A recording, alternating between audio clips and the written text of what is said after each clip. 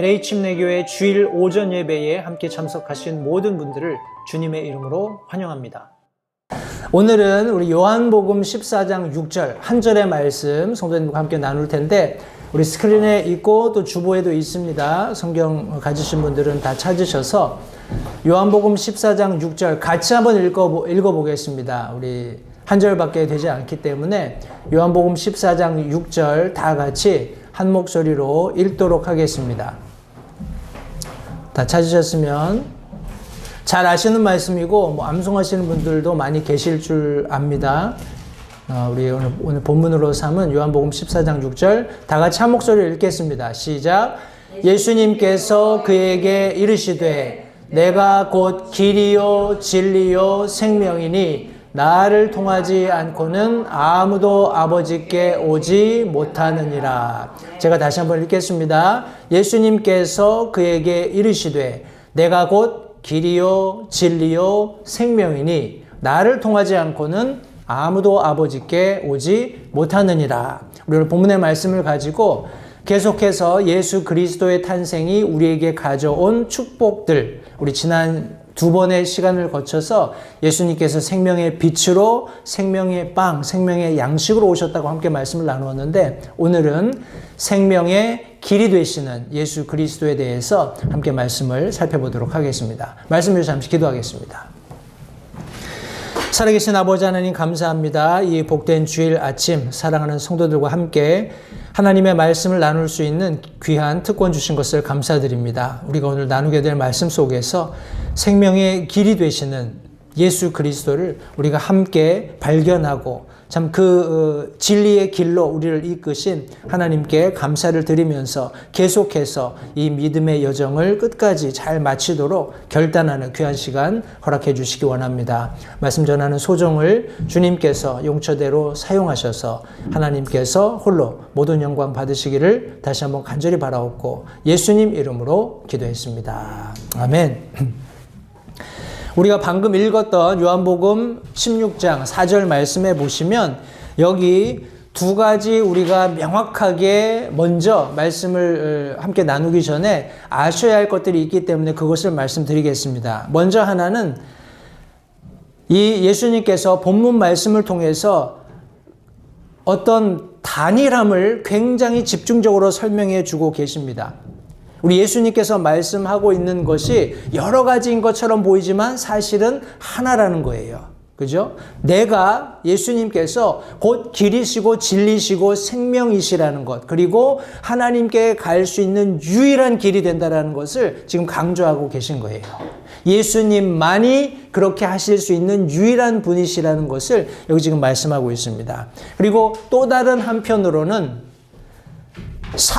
사람의 어떠한 노력도 예수님께서 말씀하신 이 영역을 침범할 수 없는, 다시 말해서 불가능하다라는 사실을 말씀해 주고 있는 거예요. 성도는 우리가 인생을 살아가다 보면 여러 가지 갈림길을 만납니다. 그렇죠? 그러면서 어느 길을 선택해야 할까 하고 진지하게 고민하게 돼요.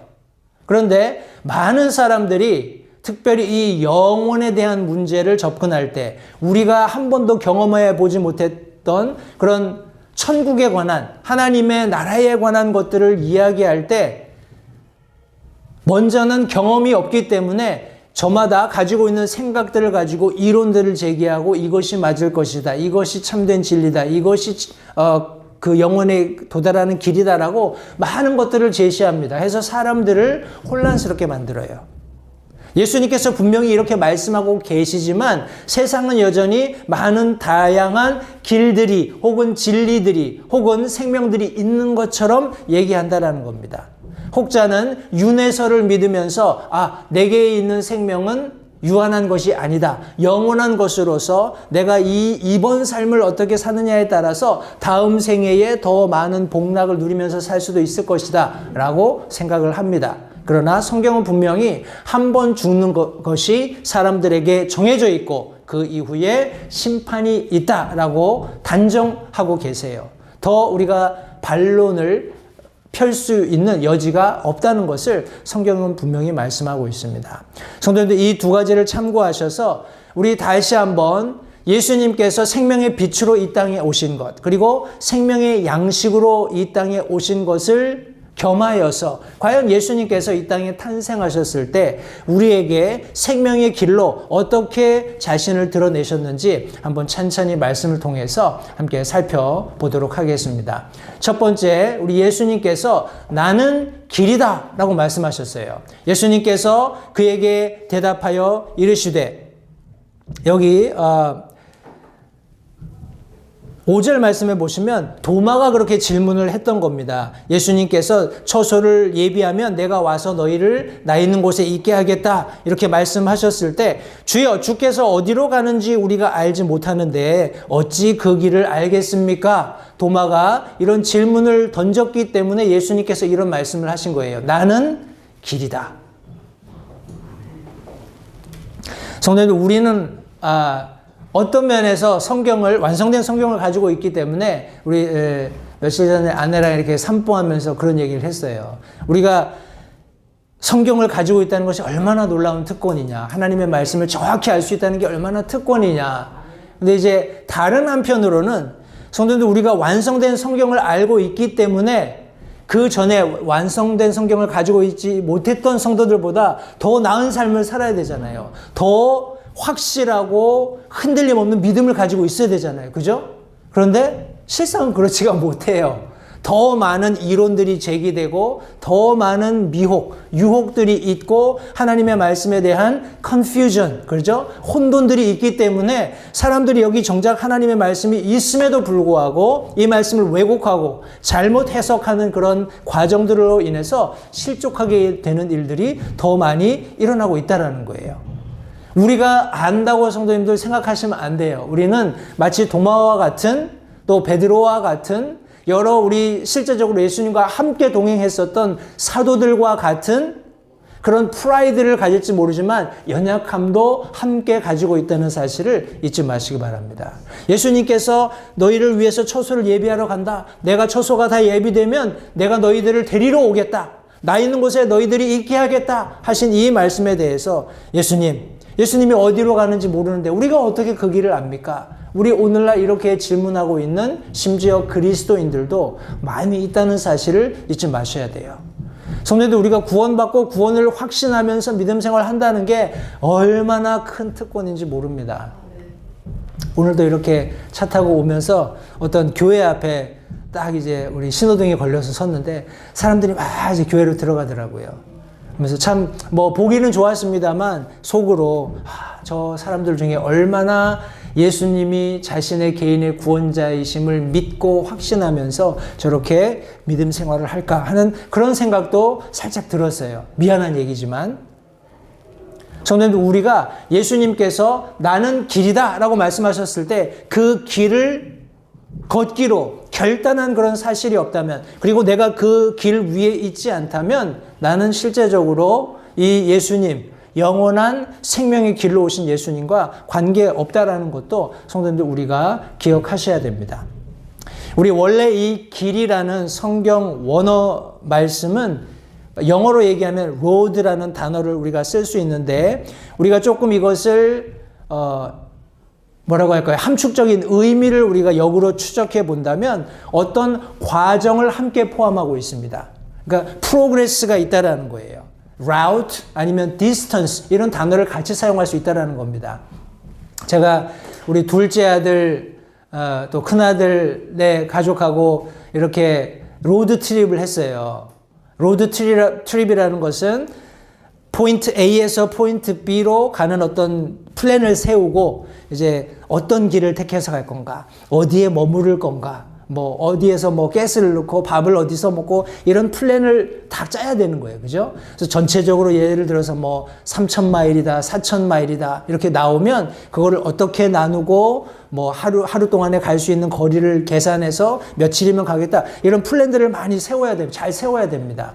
근데 중요한 건 뭐냐면 이 라웃을 벗어나면 문제가 생긴다는 거예요.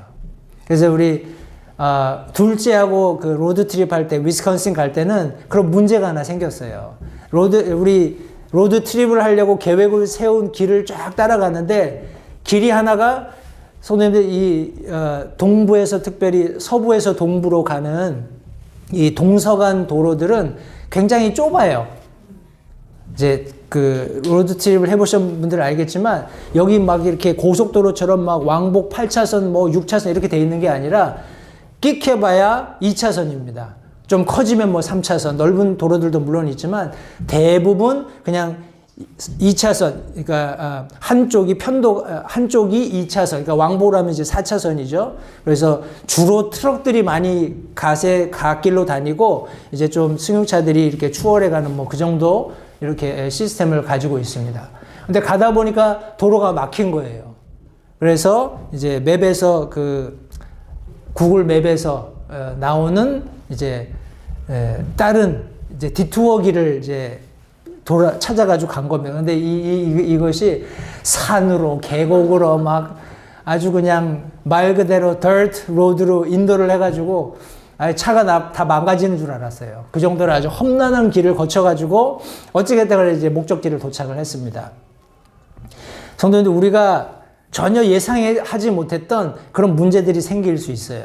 심지어 우리 믿음 생활에도. 근데 중요한 것은 무엇이냐 하면 예수님께서 나는 길이다 라고 말씀하셨기 때문에 그 길 가운데 있으면 아무 문제가 없습니다.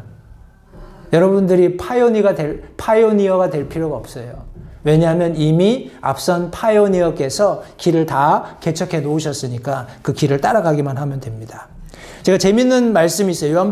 고린도전서 13장 8절 말씀해 보시면 사랑은 결코 없어지지 아니하되 대언은 있다 해도 없어질 것이요 타언어들도 있다 해도 그칠 것이며 지식도 있다 해도 사라지리라 성경이 말씀합니다. 근데 이제 한글 성경에는 없지만 영어 성경에 보면 여기에 콜론이 들어가 있어요. 이 콜론은 양쪽에 있는 게 똑같다라는 말이에요. 그러니까 사랑은 결코 없어지지 않는다라는 거예요. 그런데 그 이외의 다른 것들은 다 없어질 수 있다라는 겁니다. 우리가 믿고 붙들어야 할 것은 대언이나 타언어들이나 지식이 아니라는 거예요. 우리가 붙들어야 할 것은 아가페, 사랑입니다. 영어로 charity라고 번역된 이 사랑은 성경 원어는 아가페예요. 하나님의 사랑, 하나님께서 우리를 위해 베풀어 주신 그 사랑을 붙들어야 된다는 거예요. 다른 모든 것들은 의미가 없다라는 것. 다시 말해서 그것을 붙들 가치가 없다라는 것을 성경이 말씀하고 있습니다.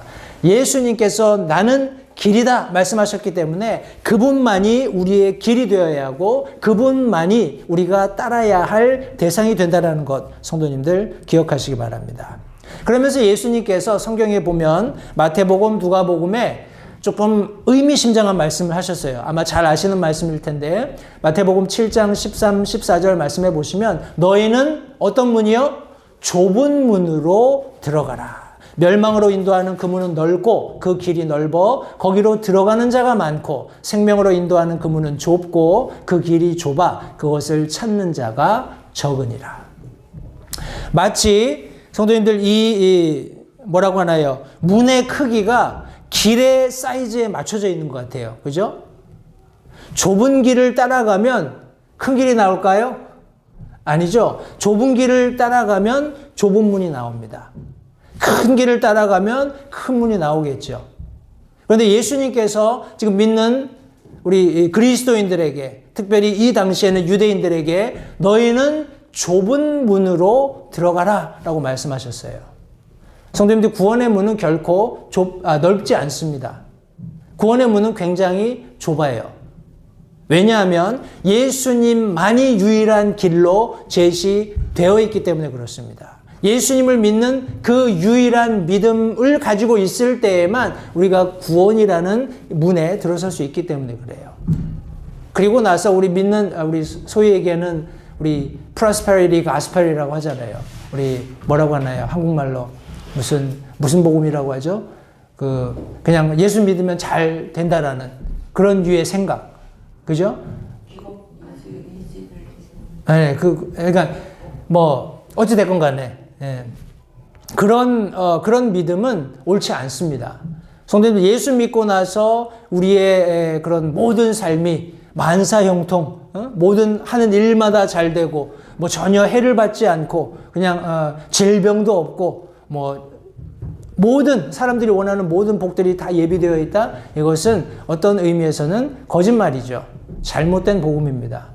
예수 그리스도를 개인의 구주로 영접했을 때 내가 그 길을 소유했으므로 영원에 이를 수 있다라고 믿는 것, 그것은 참입니다. 왜냐하면 예수님께서 그 생명에 이르는 유일한 길이라고 말씀하셨기 때문에, 우리가 하나님의 나라에 들어갈 수 있는 유일한 길이라고 말씀하셨기 때문에 하나님의 왕국이 내 것이 될 수 있는 그런 믿음을 갖는 것은 당연한 일이에요. 그러나 이 세상에서 성도님들, 심지어 베드로는 우리가 고난받는 것, 환난받는 것이 마땅한 것처럼 말씀하고 있어요. 그것을 통해서 우리를 정결하게 하고 예수 그리스도께서 나타나실 때 칭찬과 영광, 존귀를 받게 하기 위함이다라고 말씀하셨습니다.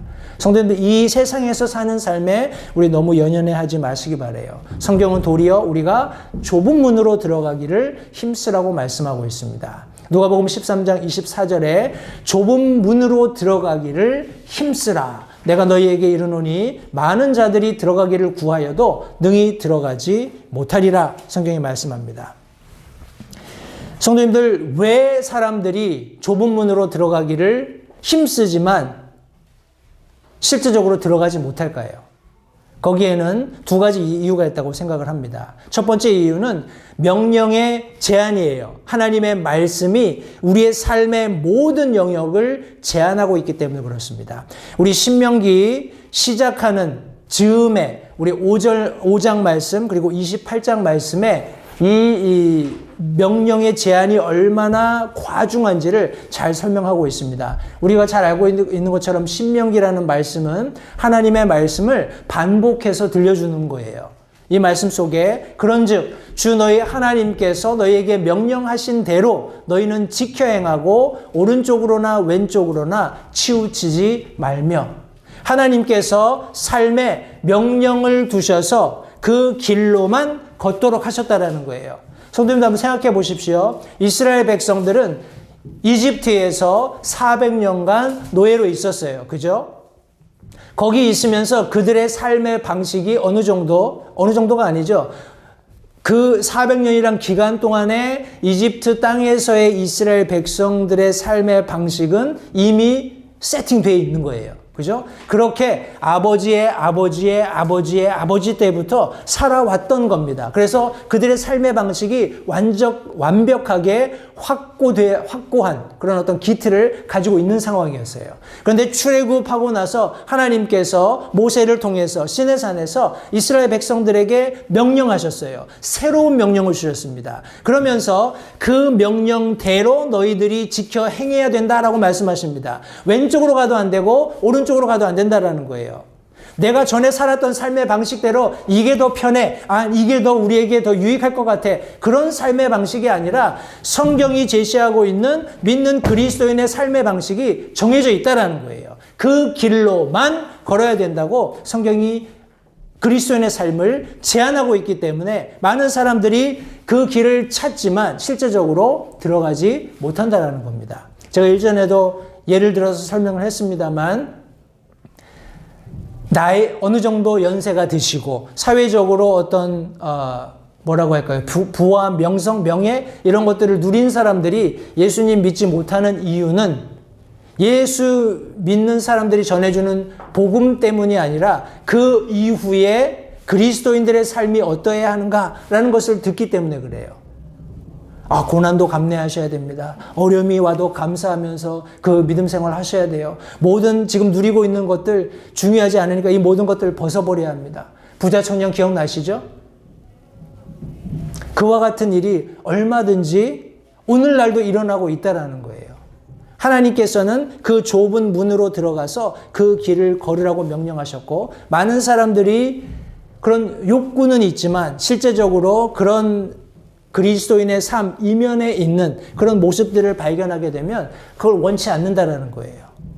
여기 지금 신명기 마지막 부분, 거의 끝부분에 가서도 너는 내가 이날 내게 명령하는 말들 중에 어떤 것에서든지 떠나 오른쪽으로나 왼쪽으로나 치우치지 말고 다른 신들을 따라가며 그들을 섬기지 말지니라 라고 말씀하셨어요.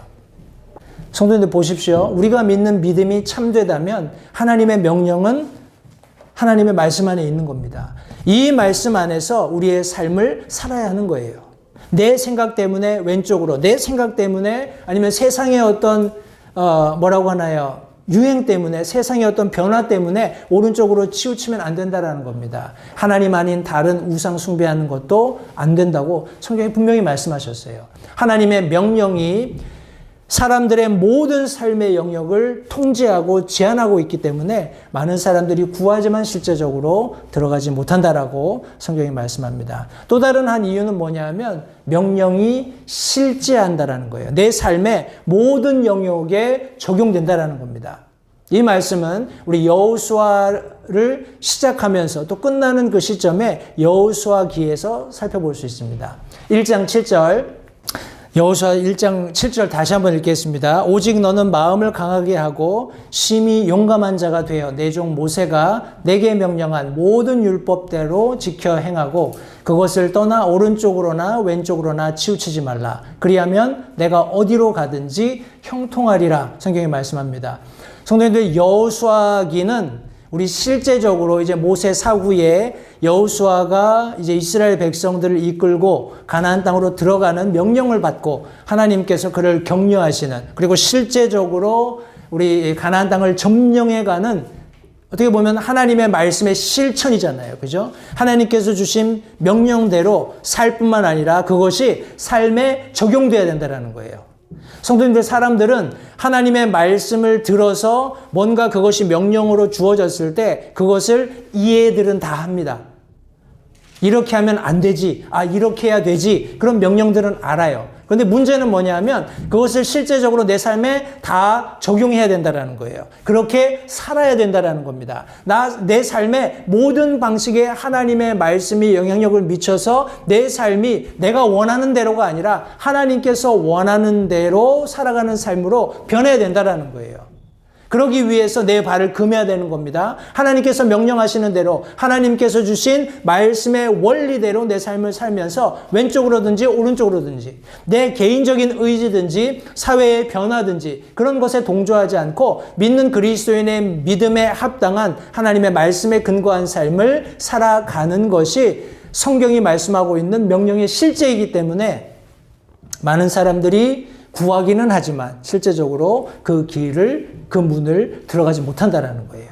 우리 여호수아 이제 끝나는 시점에 23장 6절 말씀에서도 그런즉 너희는 크게 용기를 내서 모세의 율법책에 기록된 모든 것을 지키고 행하며 그것을 떠나 오른쪽으로나 왼쪽으로 치우치지 말라 하고 성경이 말씀하고 있습니다. 성도님들, 우리가 지금 여러 가지 민수기와 여호수아 말씀을 통해서 계속 반복적으로 사용되는 단어가 있어요. 혹시 뭔지 아시겠어요? 네, 오른쪽으로나 왼쪽으로나 치우치지 말라는 거예요. 오른쪽으로나 왼쪽으로나 치우치지 말라는 겁니다. 왜요? 지금 내가 들어서 있는 이 길, 성도님들, 우리가 바른 길 위에 있다는 확신을 가지고 있다면 우리가 아셔야 할 것은 내가 이 길을 따라가면 아직 내가 목적지에 다다르지 않았잖아요. 그죠? 제가 아까 로드트립 말씀드렸던 것처럼 출발하는 시점에 우리가 지도는 보죠. 지도는 보고 우리가 가야 될 곳이 어딘지는 확인을 합니다. 점을 찍어둬요.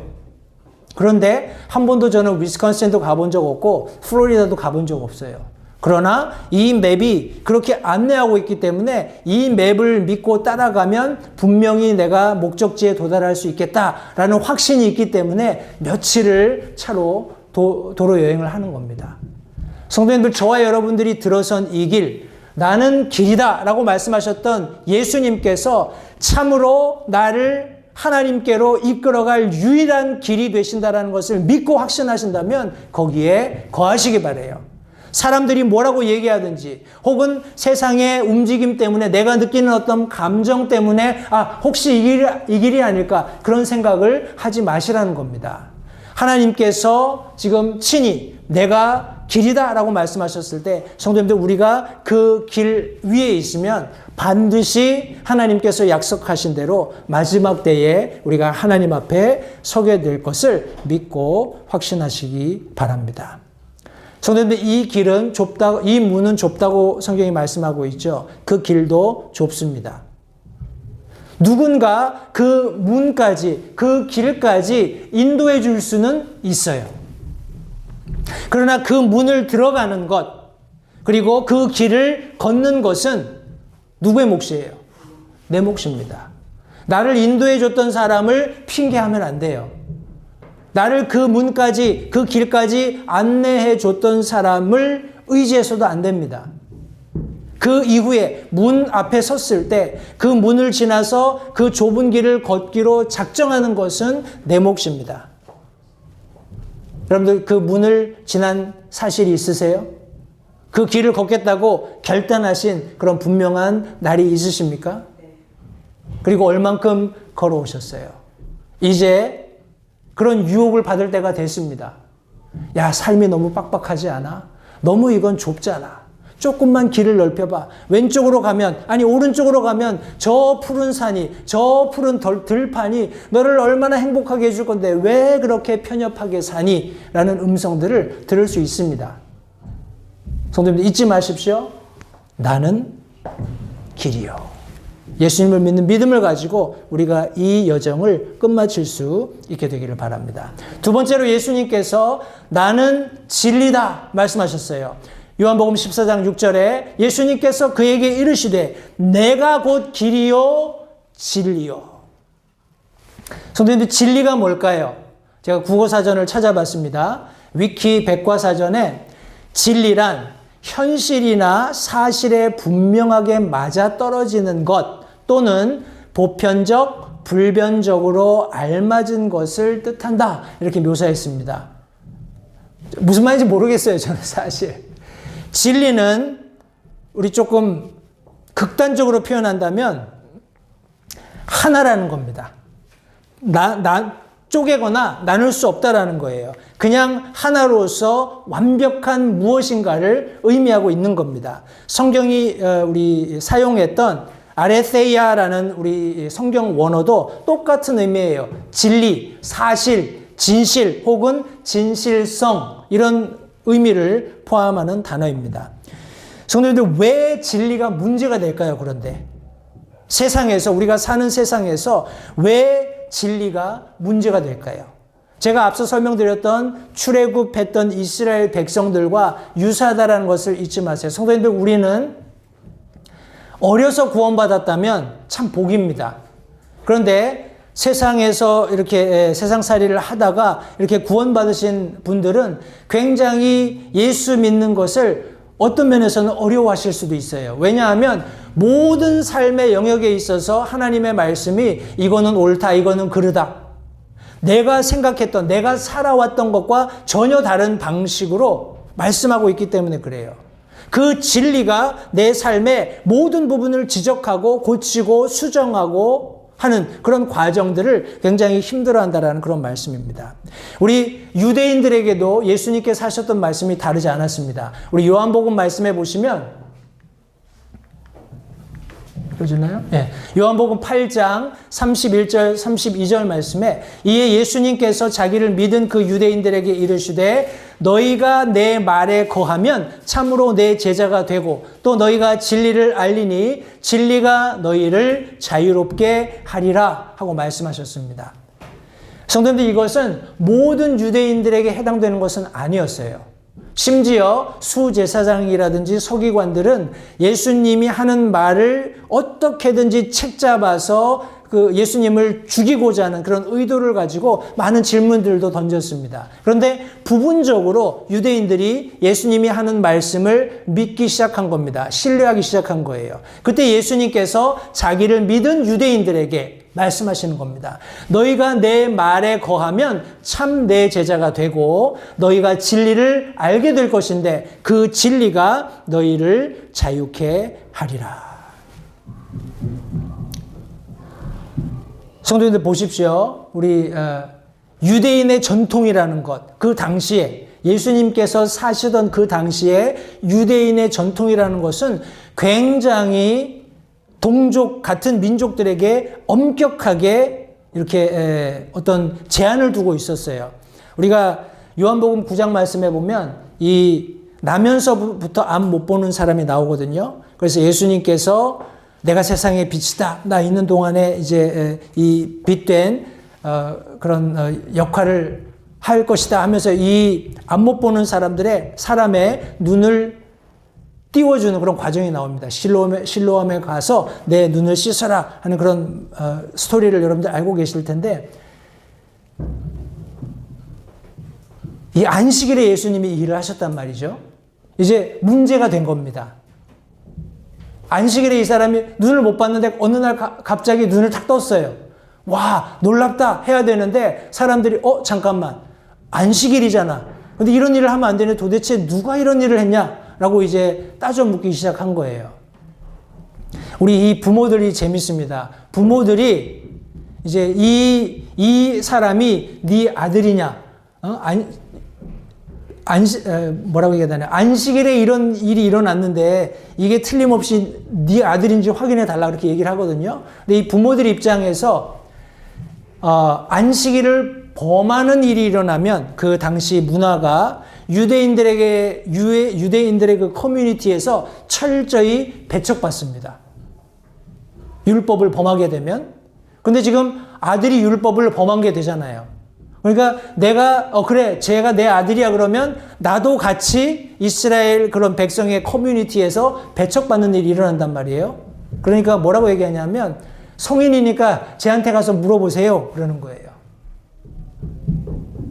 근데 재미있는 일이 무엇이냐면 이 나면서부터 앞 못 봤던 사람, 예수님께서 앞 시력을 회복해 주신 이 사람이 나중에 심지어 이 율법사들을 상대로 아주 명언을 내뱉습니다. 하나님께서 죄인들의 말은 듣지 않는데 이 사람이 나를 위해서 기도해서 내 눈을 열어주었다면 그 사람이 죄인일 리가 없지 않냐, 의인이지 않느냐 하는 이런 아주 뭐라고 할까요? 구원받은 사람들의 아주 순수함이 묻어나는 그런 대화를 우리 유대인의 그런 어떤 종교 지도자들에게 합니다. 그러면서 이제 책망도 받고 나중에 예수님을 성전에서 만나서 놀랍게 변화된 그런 모습, 우리 성경 요한복음 9장 말씀에 기록되어 있는데, 성도님들 보십시오. 이 당시의 유대의 그런 어떤 전통 혹은 유대인들이 가지고 있던 삶의 방식들은 예수님께서 진리가 되시면 안 되는 상황이었어요. 이해가 되시죠? 우리 마치 코로나 팬데믹 시대를 생각하시면 유사할 것 같아요. 믿는 사람들 당연히 예배 드려야죠. 믿는 사람들 당연히 교회에 함께 모여서 예배하고 찬양하는 것이 맞습니다. 그런데 이 세상에 어떤 이유 때문에 그것이 금지되었단 말이에요. 많은 사람들이 그 사회의 어떤 형편에 맞게끔 조심하기 시작했어요. 그런데 부분적으로 많은 그리스도인들이 이런 사회가 주는 프레셔를 두려워하지 않고 함께 모여서 예배드리고 하나님께서 명령하신 대로 찬양하고 그분을 높여드리는 일을 지속했습니다. 거기에 전혀 후회함이 없습니다. 저를 포함해서 우리 팬데믹 때도 함께 와서 말씀 듣고 함께 예배했던 그런 우리 성도님들 계시는데, 그런 부분에 성도님들 우리 전혀 부끄러움도 없고 거기에 대해서 어떠한 사회로부터의 어떤 배척 이런 거에 대한 전혀 두려움이 없게 믿음 생활 잘 하신 거에 대해서 다시 한번 감사드립니다. 중요한 것은 무엇이냐면 성도님들, 사회가 무엇이라고 하나님의 말씀 따르는 사람들을 배척하든지 간에 진리는 진리라는 거예요. 진리가 참된 자유를 가져다 준다라는 사실을 성도님들 잊지 마시기 바랍니다. 우리 진리는 변하면 안 되겠죠. 불변합니다. 영원합니다. 제가 좀 긴 내용이기 때문에 제가 빨리 요약해서 말씀을 드릴게요. 창세기 3장 15절 말씀에 보면 우리 흔히 얘기하는 원시복음이 나옵니다. 가장 처음 복음이 선포된 말씀인데, 내가 너와 여자 사이에 또 내 씨와 여자의 씨 사이에 적개심을 두리니 여자의 씨는 내 머리를 상하게 할 것이요 너는 그의 발꿈치를 상하게 할 것이니라. 여기 지금 하나님께서 말씀하셨어요. 사탄의 모든 권위, 그의 통치, 그의 힘, 계획, 능력, 권세, 모든 것을 부수시겠다라고 말씀하신 겁니다. 그런데 여기 지금 이 뱀에게는 뭐라고 얘기했냐면 너는 그의 발꿈치를 상하게 할 것이다 라고 말씀했거든요. 이 말씀인 즉슨 성경 원어 말씀을 가만히 살펴보면 이 발걸음입니다. footsteps. 그리고 후방이에요. path라는 의미도 가지고 있습니다. 다시 말해서 성도님들, 사탄은 어떤 계략을 쓰더라도 하나님께서 계획하신 그 길 앞에 트랩을 놓을 방법은 없어요. 이해가 되시죠? 하나님의 완전하신 계획을 방해하려는 여러 가지 그의 모든 힘과 권세와 능력을 다 동원해서 방해를 하려고는 하겠지만 하나님의 계획 앞에 무엇인가 놓아서 하나님의 계획을 방해할 능력이 없다라는 거예요. 계속 뒤만 쫓아다닌다라는 겁니다. 이해가 되시죠? 성도님들, 우리가 믿는 믿음을 가지고 그 길로 들어서고 그것이 참된 진리라는 것을 믿고 확신하면 성도님들, 우리가 피해받을 수 있는 상황은 전혀 없다라는 거예요. 그런데 문제는 뭐냐 하면 그분이 유일한 길이 되시는, 그분이 유일한 진리가 되시는 것을 믿지 못한 많은 사람들이 넘어지는 그런 모습들을 우리가 보기 때문에 마치 그런 일이 내게 일어나는 것 아니야? 사탄이 뭔가 내 앞에 어떤 트랩을 놓아놓은 것처럼 그렇게 여겨진다라는 거예요. 그런데 그런 일은 성도님들 절대 없습니다. 진리는 타협될 수 없고 그 진리를 향한 길에는 마귀 사탄이 절대 그 진리의 앞에 아무것도 방해물로 둘 수 없다는 것을 성도님들 절대 잊지 마시기 바랍니다. 에베소서 1장 4절 말씀 잘 아시죠? 곧 우리가 사랑 안에서 자신 앞에 거룩하고 흠이 없게 하시려고 창세 전에 그분 안에서 우리를 택하셨다 말씀하고 있습니다. 하나님께서 이 세상을 창조하시고 마귀 사탄이 타락을 하고 우리 에덴 동산에서 선악과를 사람이 따먹고 구원 계획을 세우신 것이 아니라 그 창조의 모든 어떤 실제적인 역사를 이루시기 그 훨씬 이전부터 영원에 계셨던 하나님께서 그 창세 이전에 예수님 안에서 우리를 선택하셨다라는 거예요. 마귀 사탄이 어떻게 할 수 있는 여지가 전혀 없습니다. 그리고 성도님들, 실제적으로 창세전에 예수님을 계획하시고 그분 안에서 우리를 택하신 그분께서 여기 지금 갈라디아서 4장 4절 말씀해 보시면 충만한 때가 이름에 하나님께서 자신의 아들을 보내사 여자에게 나게 하시고 율법 아래 있게 하셨다라고 말씀하고 있습니다. 율법을 이기고 율법 아래 있는 모든 사람을 구원하기 원하셔서 충만한 때가 되었을 때 드디어 하나님께서 자신의 아들 예수 그리스도를 이 땅에 보내셔서 자신이 계획하셨던 모든 일을 성취하셨다라는 겁니다. 그 계획이 뭐라고요? 모든 사람들을 위한 생명의 길이 되시는 거예요. 모든 사람들을 위한 생명의 진리가 되는 것입니다. 이런 놀라운 일을 하나님께서 이루셨고 결국 있게 될 겁니다. 요한계시록 20장 9절 10절 말씀에 그들이 땅의 넓은 곳으로 올라가 성도들의 진영과 그 사랑받는 도시를 에워싸매 불이 하늘에서 하나님으로부터 내려와 그들을 삼켰고 또 그들을 속인 마귀가 불과 유황 호수에 곧 그 짐승과 거짓 대언자가 있는 곳에 던져져서 영원 무궁토록 밤낮으로 고통을 받으리라. 성도님들, 구원의 성취는 약속되었습니다. 그리고 완성된 진리예요. 이것을 믿고 믿지 않고는 저와 여러분들에게 달려 있습니다. 다시 한번, 이것은 성취되었고 완성된 진리입니다.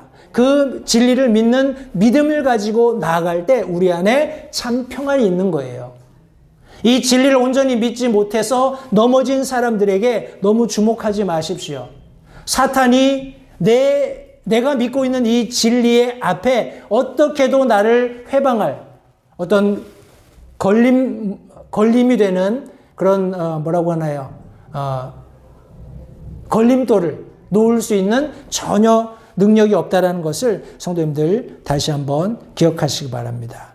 이 진리를 굳게 믿고 확신하면서 타협하지 않는 그런 삶 살 수 있게 되기를 바랍니다. 마지막으로 예수님께서 나는 생명이다 말씀하셨어요. 요한복음 14장 6절 말씀에 예수님께서 그에게 이르시되 내가 곧 길이요 진리요 생명이니. 예수님께서 생명이 되신다 말씀하십니다.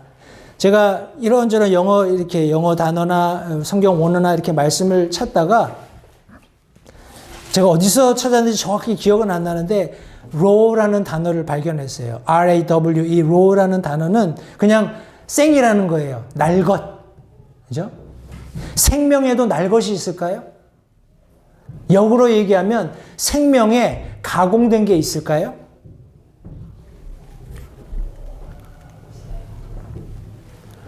성도님들, 오늘날 사람들이 이런 분명한 진리의 근거에서 내 삶을 들여다보지 않으면 이 삶이라는 것이 가공되어 있고 포장되어 있다는 것을 발견할 거예요. 성도님들, 사람이 태어나죠. 한 생애를 삽니다. 그리고 죽어요. 맞나요?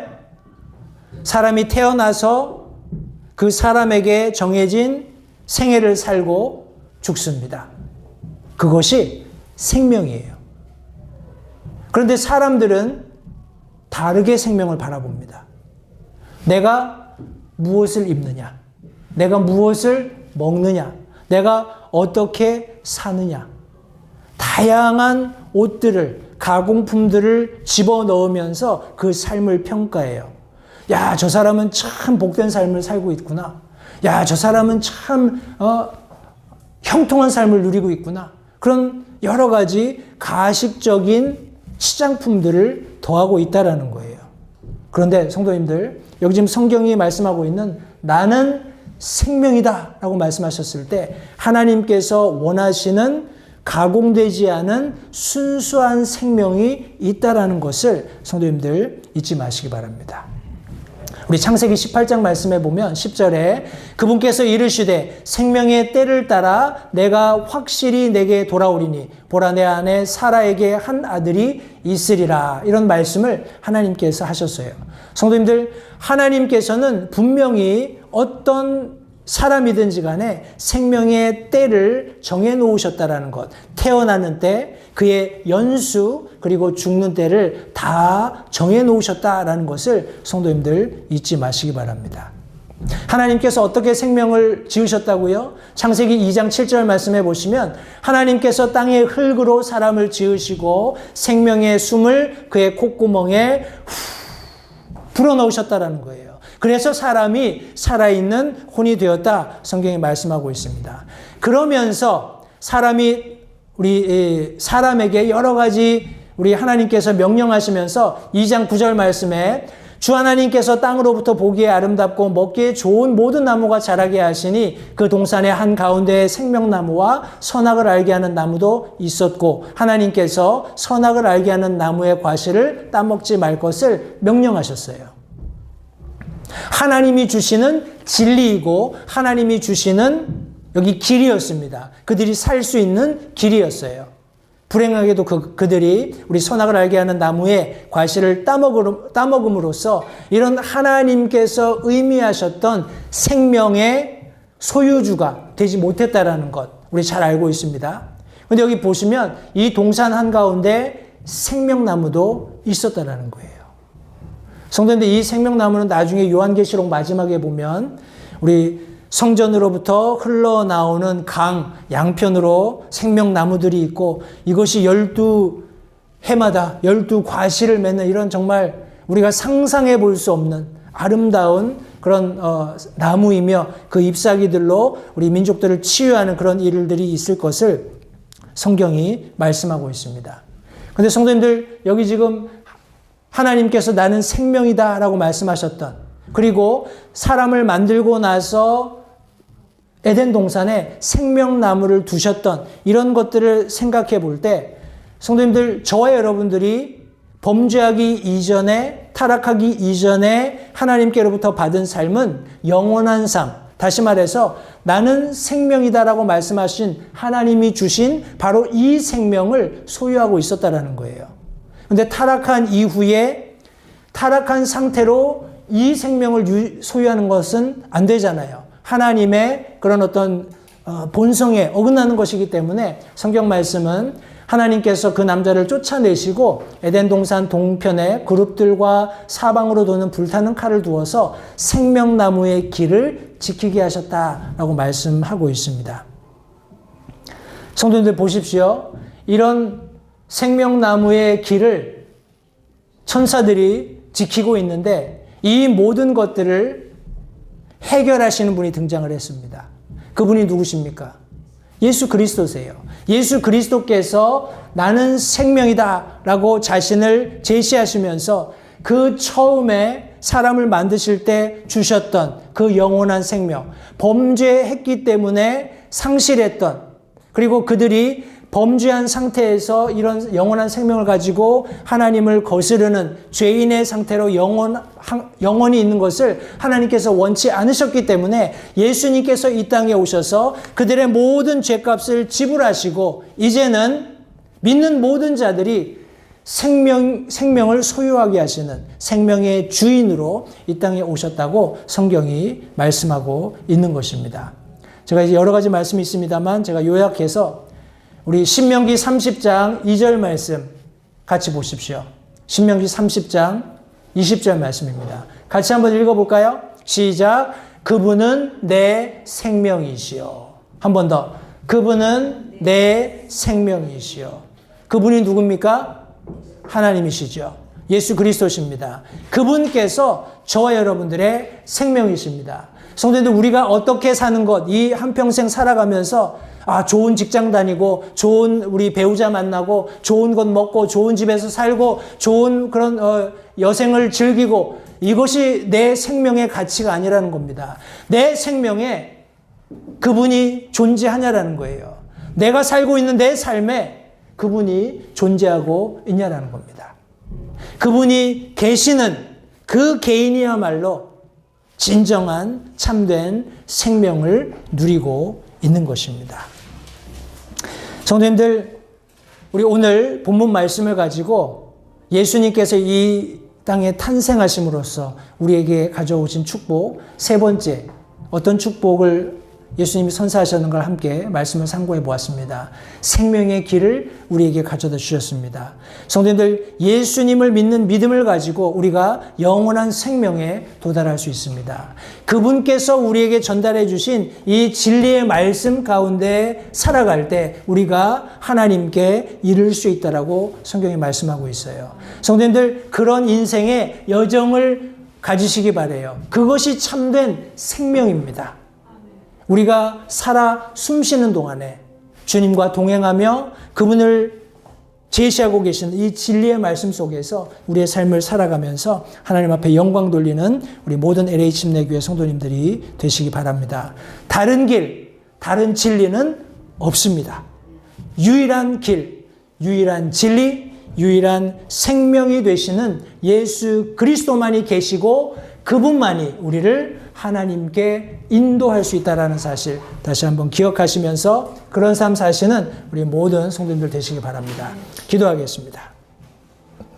살아계신 아버지 하나님 감사합니다. 오늘 복된 주일 사랑하는 성도들과 함께 예수 그리스도께서 이 땅에 탄생하심으로써 우리가 영원한 생명의 길을 얻게 된 이 놀라운 복을 함께 나누었습니다. 이 말씀을 기억하며 다시 한번 이렇게 우리에게 자신을 당당하게 유일한 길과 진리와 생명으로 제시하신 예수님을 믿는 믿음에서 견고하게 흔들리지 않는 그리스도인의 삶 살아갈 수 있도록 주님 도와주시기 원합니다. 초청의 시간을 주님께 의탁드리며 예수님 이름으로 기도했습니다. 잠시 들으신 말씀에 따라 결단하는 시간을 가지시기 바랍니다. 하나님께서 무엇을 말씀하시든지 따르기로 결단하십시오. 하나님께서는 순종하는 자들을 존중하십니다. 아직 예수님을 개인의 구주로 영접하신 사실이 없으시다면 자신이 죄인됨을 인정하며 하나님께 나오는 자들을 하나님께서 받아주신다는 확실한 말씀에 근거하여 다음과 같이 기도하십시오. 하나님, 나는 죄인입니다. 나는 내 죄로 인해 죽을 수밖에 없음을 압니다.